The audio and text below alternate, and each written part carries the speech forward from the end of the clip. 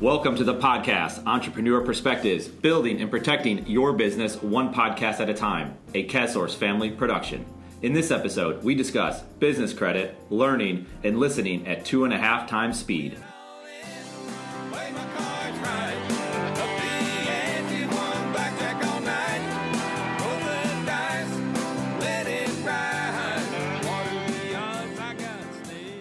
Our guest today is Ty Crandall. Ty is the CEO of Credit Suite. With Credit Suite, Ty consults with and advises companies on business credit building and scoring. He is an internationally known speaker, author, and business credit expert. Ty has over 17 years of financial experience and is recognized as an authority in business credit building, business credit scoring, and business financing. Ty lives in Tampa, Florida, and is an avid pilot and sailor in his free time. And with that, let's sail into this episode. Ty, welcome to the Entrepreneur Perspectives podcast. It is great to have you today. Thanks for having me, man. I'm super excited to be here. Awesome. So we got to know, how do you help businesses with credit? Well, what we do is help companies obtain business credit for their EIN number that's not linked to the personal Social Security number. So you're obviously familiar with consumer credit. You have a credit profile and score with TransUnion, Equifax, Experian, and you use that to get credit cards and loans and car loans and even mortgages. What a lot of people don't know is that businesses can do exactly the same thing. Businesses have a credit profile that's linked to their business EIN number. And as you build that credit profile, the business can qualify for credit cards, loans, real estate loans, even auto vehicle financing, all without the personal guarantee needed from the business owner and without the business owner needing to provide a personal credit check for approval. That's great, because it is an unknown thing, right? Remember when I started my business over 5 years ago, it was you have to start establishing the credit. I went to the bank where I did my personal checking, but then you start and you kind of have to start, you kind of like start over again, right? It's like a baby, or it's like a new person starting to establish credit. And there's so many business owners out there that don't understand that. And why should they? Because that's not what their focus is. That's where someone like you and your company come in, though. Absolutely. I mean, you're right. Statistically, I think Entrepreneur reports that 90% of business owners don't know about business credit. And typically that 90% are small business owners. So what happens is eventually your business grows to a point where you have a controller, you have a financial controller, you have a CFO. They understand this. They know what corporate credit is. They know how it works.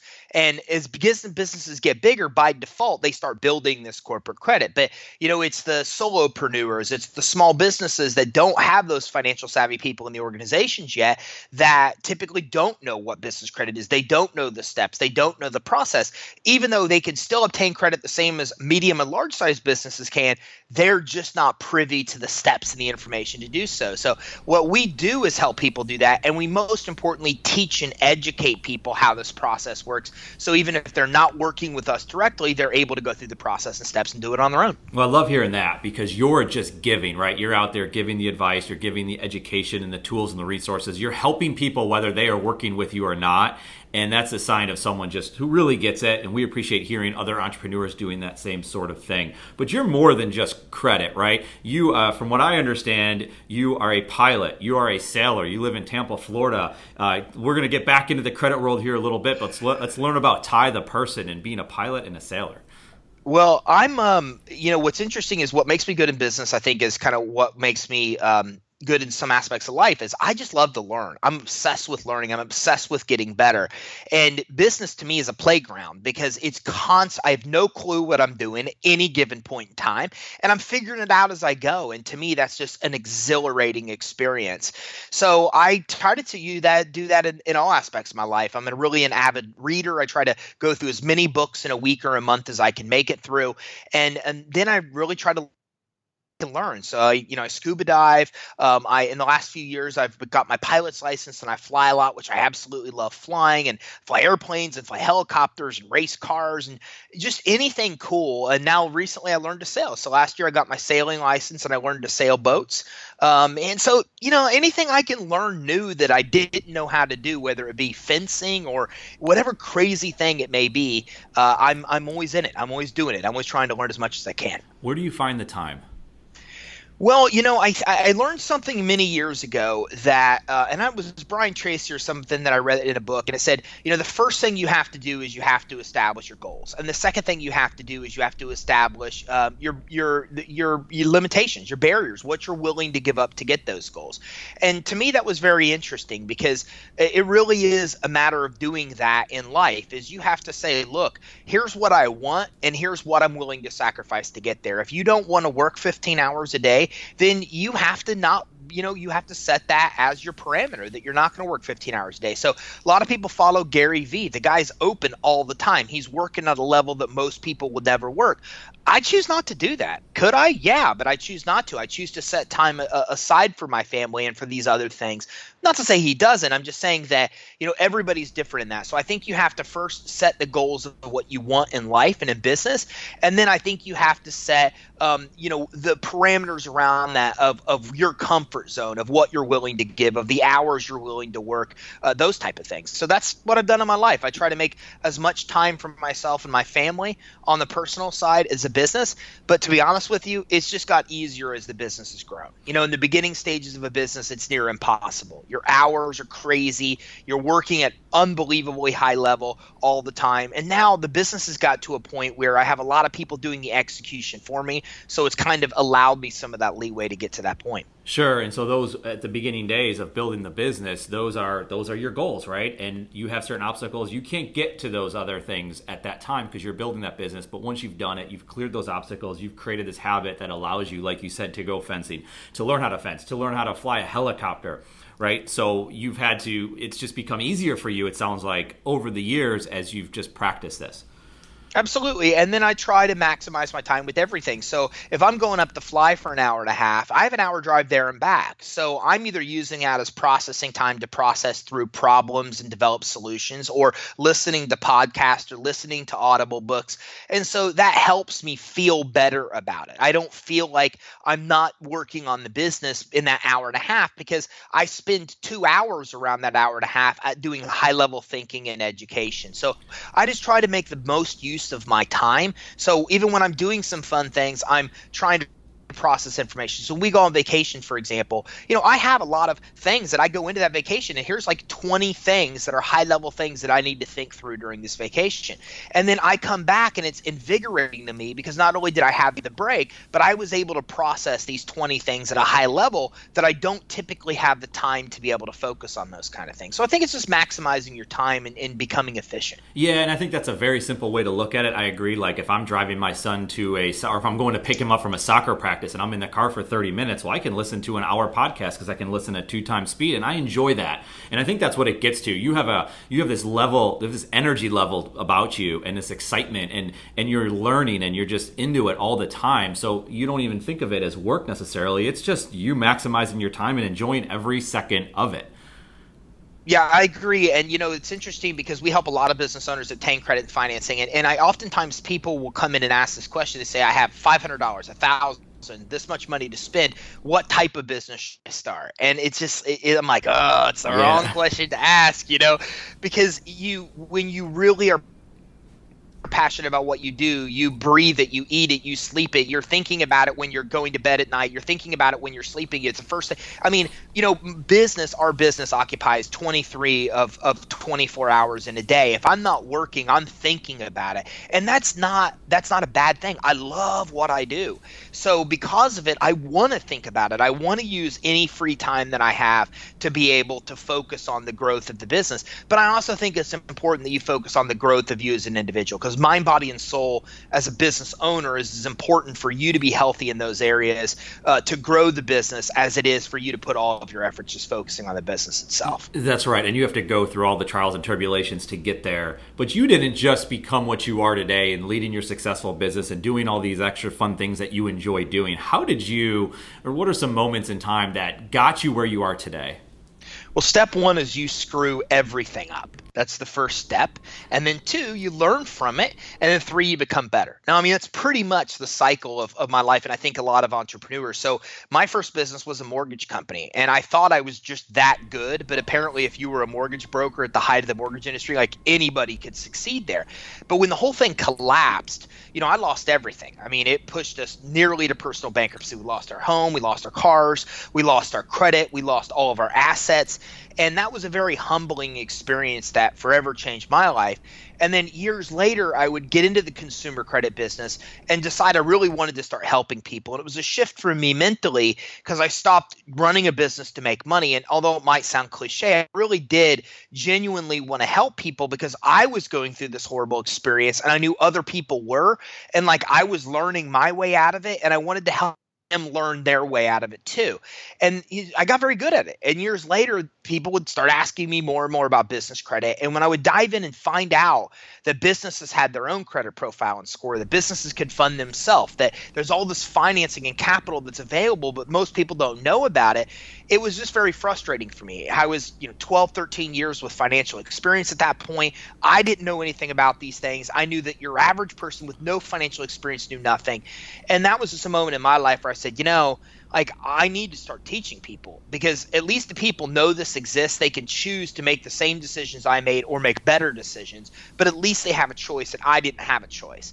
And so I just became an advocate and I tried to tell everybody out there about what commercial credit is. Here's how it works. Here's the steps. And as I learned, I taught. And I was just really astonished at how many people wanted to know that same information as I wanted to know and that nobody was talking about it. So that really led me to where I am today. I'm very blessed to have found something that I'm passionate about that all these people out in the business space are also passionate about. And then to be able to get an opportunity to educate and teach them and watch them go and build highly successful businesses in a fraction of the time because they can access the money to do so, which is just not a luxury that I had. And are you talking to mostly small businesses, small business owners, let's say, with the decision makers within those small businesses to work on their credit for them? We're typically dealing with 2 types of people. We deal with people that are just getting started. They're somewhere along the startup phase of the business. And then we also come in and we also deal with people that already have established businesses, but now they're trying to take it to the next level. And because they haven't focused on building business credit, their ability to get credit lines, loans, and credit cards is inhibited. They're not able to do it. They're getting denied because of business credit quality when they're not even familiar with what business credit is. Those are typically the 2 kind of types of entrepreneurs that we're dealing with. You love working with entrepreneurs, obviously, because you are one. You've been through it. You've been through the roller coaster ride, the ultimate roller coaster ride of being an entrepreneur, the ups and the downs. And now here you are on the other end of it, and now you're supporting other entrepreneurs, which I would imagine it's so important to this country, right, that we have new businesses starting up and that they don't go out of business and get out of the world of entrepreneurialism. That's why they need someone like yourself to help them get over those hurdles. But it takes you having this excitement about that business or about a business that you work with, and it takes that other entrepreneur on the other side of it to have that same level of excitement. Are you only working with those types of people that have that type of enthusiasm towards their business? Otherwise, it's not a fit, and it's better that they just educate themselves on what you're teaching them? What I believe is that, you should always teach people to do what it is that you do. And, ultimately what it comes down is that what we do is we pour information into the space. We teach people exactly how to build business credit. We teach people everything they need to know to get loans. And then you've got a fraction of those people that then take our advice and go and do it on their own. And they become the biggest testimonials you'll ever have. They are the ones that will come to your defense when anybody even mentions anything adversely or negative about you, and they will defend you to like the death. They will fight to the death to defend you. Then there's this other group of people that is the level you're describing. They are the real action takers. They are the ones that really are committed to the growth of their business. And those people, a lot of them do become our clients because they want the fastest path to success. They want to be able to get the greatest amount of success from the process. And I say that, when you run a business, one of 2 things is always more important. It's either time or money. When you start a business in the very beginning stages, in a lot of cases, all you have is time and you have no money. So it's hard to hire anybody for the things. You just rather do it on your own because you have the time to do it and don't have the money. But a lot of people then eventually grow to a point where that shift takes place, and they would rather pay somebody to do it and get better results and get them faster than spend their own time. They start to value their time more than the money. And so that's what we find. The people that are really committed, that really get it, eventually they get to a point where the time is just worth more to them than money. And those are the ones that really work with us as clients. And then a lot of people aren't to that stage yet. They're not financially to a point where they could be in that stage, or they're not passionate or committed enough to be in that stage. And then a lot of them are taking the free advice and doing it on their own because they're kind of in no hurry. It's okay. They can take their time with it. Are there certain industries that work best with you? Are certain types of businesses that work best with you? No, we help about every industry because business credit isn't restricted by industry like a lot of loan types are. A lot of loans out there, if you're in financial services, you're a real estate agent, you're a mortgage broker, you're a whatever it may be, you have a hard time getting loans. But business credit is applicable to any business. So gosh, that's what I love what we do. I have two real obsessions, and the one is that I love entrepreneurship. I love business concepts. Like, I'm the guy where you tell me that you make cakes and you tell me about your business. I'm like, dude, I want to quit what I do and I want to go make cakes. And then the next guy goes and he makes bikes, and I'm like, that's the coolest thing ever. Like, you make bikes. And then I want to go make bikes. I just want to do everything. So to have clients that do all these different things exposes me to all of their industries and all of their business models, which is like the coolest thing ever. And then I love money. I love capitalism. I love the idea that you can come in and recognize that somebody has a problem, and then you can create a solution to fix that person's problem and remove that pain from them. And then you turn that into a business where people pay you to do that.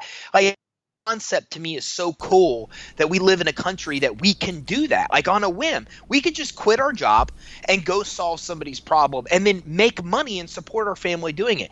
So I'm just so blessed to be in a world where I get to be around both. I get to watch entrepreneurs and all these different cool models that I see, and people like build $7 million businesses selling hair weaves, which is like the coolest thing. Like, I didn't even know it was possible. So to see all that firsthand, and then to be part of helping them get the money to actually do that, and watching them take money and build something really cool with it, it's just, I can't describe how rewarding it is for me. Well, you're preaching to the choir, because we see the same thing in our content marketing company. We, a lot of it was in the financial services at the beginning, but then it started breaking away, and business owners came to us and they wanted support. And so now we help people in who are speakers, people who are in video production, people who sell t-shirts, people who are in insurance underwriting or educational psychology, and the list goes on. And then we get exposed to all those different markets and all those different industries and different types of people, just like you're saying. I think it's amazing because there's so many things out there. So I think it's great because you're looking for the type of mindset that the person has, or the type of growth that they're looking for, which we do the same type of thing. So we definitely need to continue our conversation going offline, because I think a lot of different direct connections we have here.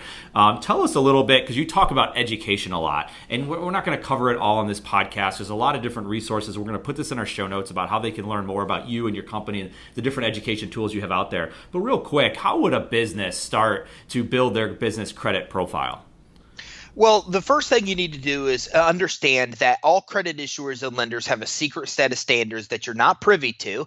But if you meet these standards, it's the basis of approvals. We know this, we understand it, because we apply for credit cards. And when we apply for credit cards, one of two things happens. We either get an approval, or we get that dreaded message that we'll hear by mail in 7 to 10 days, which never ends well for any of us. So we know that these computers are making these decisions. The question becomes, what are they looking for? So what they're looking for is credibility, legitimacy. They want to see that you're using a business address or a virtual address even, and not a PO box or a UPS address. Even a home address is better than those other options. They want to see you're using a business phone number, not a mobile phone, or not a home phone number on an application as your business phone. They want to make sure that that business phone number is toll free and that it's listed with 411. If the application asks for a fax number, you need to have a fax number. It makes you look more credible and legitimate than somebody that does it. You need to have a website that reflects the services that you do. They're going to look online. You'd rather control the narrative by them finding what they need to find about you on your actual website. You want to have professional email address. be like party dude 2018 at Yahoo. Like that's not good on an application for credit. So everything you put on the application, the licensing you need, make sure that the information online is congruent. Because in the business world, they'll pull information from Yelp, the Yellow Pages, and your Facebook profile. That's where their crawlers get data. So you need to make sure that the business name, address, and phone number is the same on Facebook as it is on Yelp, as it is in the Secretary of State, as it is on your bank statements. Because that consistency is something they look for. So all of those things that make you credible are the first step you have to take before you get any kind of loan, business credit, or credit line. That's amazing because it's a lot of things people don't think about. They think I need a website because I need to attract my customers. I need to be on social media so people are aware of who I am. All of that, right, is important. All of the stuff that we talk about. My business partner does a lot of business valuations, and he looks at, one of the things he looks at is their website. Is their, you said like the Yahoo domain, is that their email address? So it's interesting that you say that this is what you are looking for to help business owners out in establishing, their business credit profile. It's not just the amount of revenue that they pulled in last year. It goes way deeper than that, the stuff that you would never even assume that they might be looking at. It very much does. And that's the cool thing about doing what you and I do in podcasts.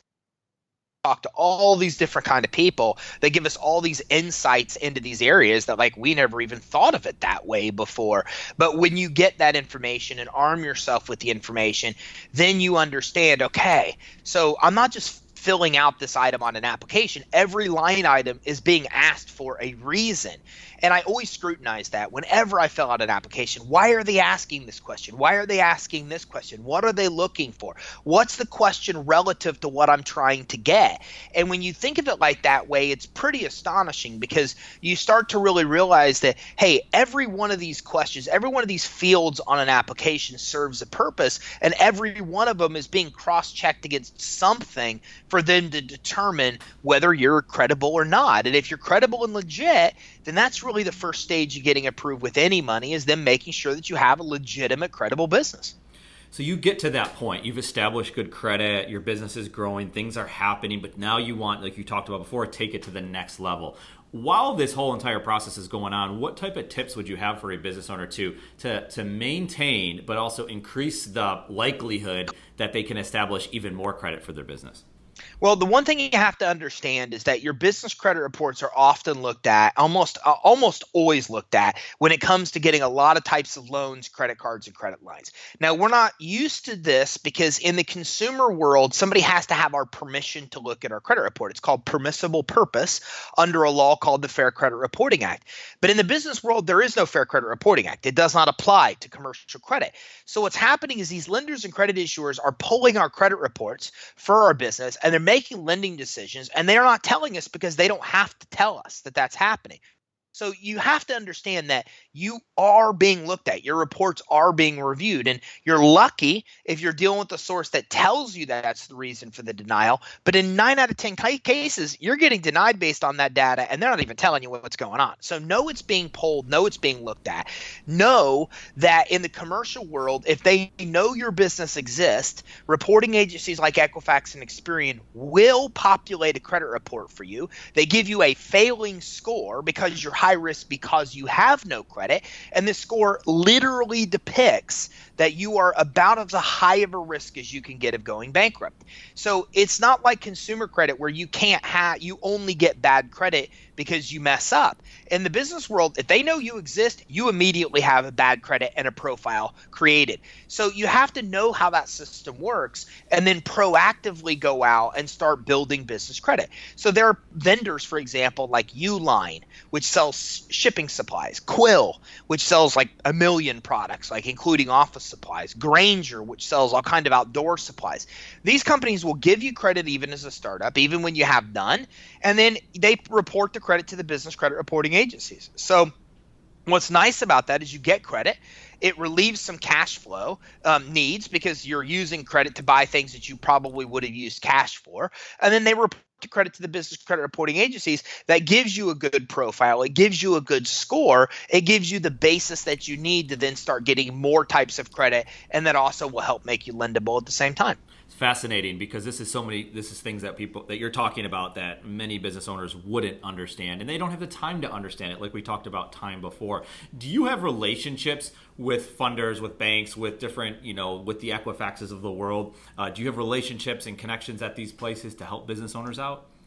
Sure. I mean, we have every source that we get our clients have access to build business credit. We're talking to their underwriting departments. We're going through a 2-month verification process to make sure that our clients understand that the information we're giving our clients is accurate. And it also helps our clients to understand, look, if you want a Walmart credit card for your business without a personal guarantee, without a personal credit check, you need to have a 78 paydex score, which means you pay your bills on time, and you need to have your EIN set up, and you need to have 10 accounts reporting on your business credit reports.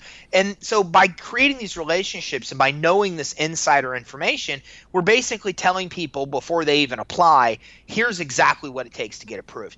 And for us, that's the way the system should be. The system really is backwards. Banks are not allowed to tell you what it takes to get approved. That front-end banker oftentimes doesn't even know. The underwriters behind them know. And when they do know, they're not even allowed to tell you. If you spelled your name wrong with one letter off, they can't even tell you that if you fix that, you get approved. They're not allowed to. But in our world, you should know this. You should know every loan, every credit card before you apply, what the approval criteria is, so you don't waste your time trying to apply for things you can't get, and you only commit your time to applying for financing and credit that you actually can get approved for. So you're putting all of this knowledge to us. You're teaching this online. You've also written books about this. Tell us about the books that you've written. I have 2 books. One is Perfect Credit, which actually goes through consumer credit, how the consumer credit system works, and how to process disputes on your credit report, the laws that the credit bureaus and credit issuers themselves have to adhere to.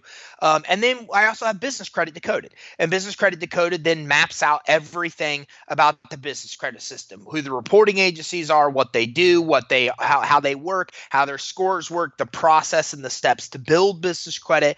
So those are 2 great resources. But on our website, creditsuite.com, without even paying for the books, at the top right of our page, they can go access our YouTube channel where we have hundreds of videos that teach this, and our Facebook live streams that we do once a week where we teach these concepts. So we try to pour a lot of free information into the space to help people, even if they don't grab one of the books. Well, that's awesome because you're just keeping with that theme of just helping other business owners out, helping people out, whether they want to buy the book or they just want to grab the resource like you talked about, a blog post or a Facebook live video. I think that's amazing that you're doing it. Clearly, you are an entrepreneur in 2018. We love seeing it. It's exciting. The information you've shared with us we're learning from it. I know our listeners will learn from it. So we appreciate all the insights that you've given us on this. What we want to do now is move into more of a rapid fire approach, or throw some questions at you. You come back with us, whatever answer comes to your mind, and we'll go from there. How's that sound? Sounds awesome. All right. I know you love a lot of parts of your job, but if you have to name one part of your job that's your favorite, what would that be? Learning. I just love to be able to have the ability to own a business and every day go, I didn't know that, and walk out of a day learning 1, 2, 3, 4, 5 principles that I just never even knew before or had thought about before. I just love that experience of being able to learn. Well, I think that's cool because you have this humbleness to you where you have this level of knowledge, which is very high, but you're also very humble, and you're going to just continue to learn more and more and more throughout the days. And it's amazing. It's obviously it's a trait that many entrepreneurs have, that hold on to that one. It's a good one. So I'm sure you travel a lot. You're flying around your plane. You're doing all sorts of different things. What is your favorite city to travel to? I love Orlando, and Orlando's only an hour and a half from us, but I'm a Disney fan. We have a 7 and a 9-year-old, and they love Disney, and I love Disney because it's Disney. Who wouldn't love it? They have ice cream and cookies and everything cool. Yeah. But I like the model of Disney. I like how everything works and watching them build what they build and the customer experience they create. So it's really cool on the personal side with my family and from a business perspective to see how they operate. So we spend a lot of time over there. We bought an RV. We spend so much time over there, and we spend sometimes a week or 2 weeks at a time over at Disney, being part of that experience at their campground, etc. So that's really my favorite place to be, is there at Disney. And you're always learning while you're out there, right? So you're taking what you can learn from Disney and applying it to your life, and to your business. So you're killing time. We know a lot of the stuff you do to kill time, but if you had to pick one favorite thing to do to kill time, what would that be? Books. I'd say reading, but I'm equally probably more. I like Audible books better because Audible I can put on 2 to 2.5 speed. My brain kind of operates at that level, and I can absorb a bunch more information quicker. But then I like to read a lot as well because there's just nothing better than that feeling of a physical book in your hand, and the books on my phone too. So when I'm standing in line and doing any of those type of things, I can actually use those. So I'm usually in at least 3 books at a time. Whether I have a physical book, I've got a book on my phone, and I've got an Audible book that at different stages of my day I'm listening to one of those 3. I love hearing you say that you listen at 2 and 2.5 times speed. Some people tell me I'm crazy for listening at 2. I haven't gone to 2.5. You start at 1, then you slowly get to 1.5, and you're like, let's go. Let's just go right to 2. You can listen to something that takes an hour and listen in 30 minutes. I think it's amazing if you can keep up with it. But now, let me ask you this, Ty. When you listen to something at 1 time speed, it's like you just want the person to spit it out already, right? I can't do that. It's like torture, you know. And like you said, sometimes some authors you can listen at 2.5, and some you just clearly can't absorb the concepts. It's got to be 1.5 or 2. But I can't even listen in 1. It doesn't sound normal to me, right? Because Audible, mine's set up at 2.5 speed. So any book starts, I automatically start at 2.5. So it's rare that I even hear the default 1 speed, and when I do, I'm like, what's wrong with this recording? And that's great. Yeah, I'm the same way. I love hearing that. So that's very cool. All right, so if I were to take you out of your field of business credit, what field would you be in? Oh, man. That's a really hard question because I've always said that, if I lost my ability to do what I would just do it a different way, because I really love what I do so much. And I don't think I can answer the question. I can. What I would do is I would do like what Marcus Lemonis does on The Profit. I would go and invest in other businesses. So then I would have an opportunity to experience a bunch of different type of businesses and be part of them versus just coming in and actually just doing one business. Yeah, no, it makes sense to what you said earlier as well, that you get to expose yourself to all these different things. It puts you into a learning mode. So it totally makes sense. When we ask that question, there's always a tie-in to something that they're doing today. And it's very different, but it just fits well. So love that answer. Social media, obviously big. You talked about Facebook already. If you had to pick one social media app for your business that is your favorite, what would that be? I would say Facebook. Facebook is big for us because we do give so much information. So we have a really active group of 10,000 people in our group where there's 20,000 engagements every 28 days. And so I love Facebook. I think it works well for us to run ads. It works well for us to be able to do groups. We're doing a lot more with messenger marketing there. Facebook's watch program is super cool. I'm obsessed with Facebook's watch program right now and all the cool things that you get out of that. So for us, without a doubt, it would be Facebook. Okay. So we've talked about this one already. Well, actually, let me go back into this thing. You talked about books before, and this is something I wrote down, and I wanted to ask you. You talked about a lot of books. I know you have your own books, and you read a lot. If you could pick out maybe 1 or 2 books that have not only impacted you, but you would recommend other entrepreneurs to go pick up and read or listen to on Audible, what would those books be? The Power of Positive Thinking. That's an old classic that when I dove into, I was really astonished at how many principles in that book were principles that I had really built my life around. So I thought that was really cool. And then there's also there's another one called The Power of Habit, which I think is super cool too, because it's how to basically the 3-part formula of what creates habits and how you can manipulate that formula successfully to create new habits. But it's a really tough question because honestly, there are so many books, right? I mean, Think and Grow Rich is awesome. And there's just so many books out there that I think are wicked cool. But those are 2 that off the top of my head come right to me. Good one. So, all right, you have a choice. Now you can read a blog or you can listen to a podcast. What would you choose? Podcast, without a doubt. Okay. I'm more of a video and audible guy, but I learn better by seeing and hearing than reading. So I like video to learn. I like audible or audio to learn. Those are better for me than just sitting and reading anything. Okay. Well, we know with like a lot of streaming that's going on in the music world today, this is a new question that we're starting to ask our guests. Choose between Spotify or Pandora. Pandora. Because I'm not really that familiar with Spotify. Pandora, I have on my phone. I go to Pandora all the time, but I don't have enough personal experience with Spotify to rate them above Pandora. I just don't have enough familiarity. Yeah, so you just go with what you know right now. I get that. All right, we love sports over here. We have a content platform called sportsepreneur.com. We tie analogies between sports and business. We love sports, and not everybody does, and that's okay. But if you were to pick one sports team that you could only root for the rest of your life, what sports team would that be? The Florida Gators. Uh-oh. So I've been an NFL guy. My whole life. My wife's family's really into Florida. Her brother went to Florida, and college football to me is so cool because like these guys lose one game, their ability to get to a championship, like it's not there. So that's really cool to me, is that every game means so much is on the line. So it would definitely be it would definitely be the Gators. But look, I love football. I love the Bucks. I love the Tampa Bay Storm, which this year they're not playing because the Arena Football League is a mess. But that would be the team that I would go with. Yeah, no, you're right, because there is that, and I could see it, like, as your level of excitement and passion of things that you have going on in your world, college football is just has this, especially, you being in the Southeast. I'm actually an Ohio State fan, so we have Urban Meyer now, and, in Florida Gators, I mean, huge, passionate fan base. And it ties into what you do. I think it's the closest thing we have to like European football or soccer, right? And I just think college football just brings out so much, like you just talked about, and the amount of pressure that's on these young kids at such an early time. It's a lot of fun to watch, a lot of pressure, a lot of things happening, but good stuff. Good, go Gators, right? And so, Ty, I really appreciate the time you spent with us, the insights that you've given us. Like I said before, really appreciate it. We're always learning, so we learned today by talking to you. I'm not sure if there's any, parting piece of guidance you want to give to our listeners, but do that. And what's the best way they can connect with you?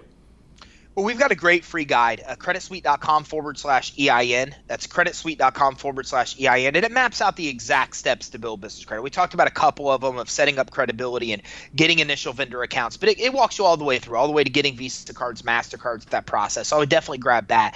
The biggest piece of advice I have, I'll go with a couple. One is to get money before you need it. Lenders and credit issuers do not like to lend money or issue credit when you're behind the eight ball. Get access to revolving credit cards, credit lines before you need them. It really is the key to making it through those tough times and surviving. And the second thing is welcome failure. In running a business, you're going to fail a lot because you're learning as you go. You can never have the woe is me victim mentality. It always has to be a mentality of, wow, okay, messed up, learned. Here's what I could learn from that and apply it to get better. Never be afraid to fail. Just make sure you learn things from those failures that help prevent them in the future. Amazing advice, Ty. Really appreciate it. Again, really appreciate your time that you've given us. Really enjoyed talking to you. Eric, thanks for having me on, man. I had a blast. Ty, it was absolutely awesome having you on this podcast. From his insights into the world of business credit and his experiences in running his own business, Ty is an entrepreneur we can all learn from. The perspectives from Ty on always learning from your failures and his tips on running a business are now perspectives you as a business owner and entrepreneur can use for yourself. And for that, Ty, thank you. And for anyone looking to learn more about business credit, I would encourage you to reach out to Ty. If you have questions, feel free to reach out to me directly. You can contact me on Twitter at Eric_Kaz or with the same name on Instagram, or you can find us at CAZSource.com with links to us on the different social networks. Thank you for listening to our CAZSource podcast, Entrepreneur Perspectives, building and protecting your business one podcast at a time. Until next time, we're out of here.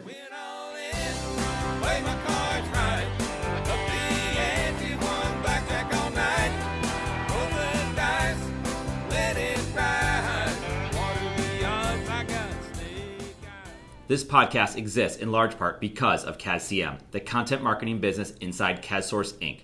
CAZCM is excited to bring the content marketing services used at CAZSource to you, Learn more by visiting Kasimov.com. Thank you so much for listening to this podcast. It's a big deal to us. We hope you found value in it, and if you did, we would be incredibly grateful if you gave us a review on iTunes. Remember to subscribe to this podcast and feel free to share it with anyone you know. More than anything, thank you again for listening. We appreciate it.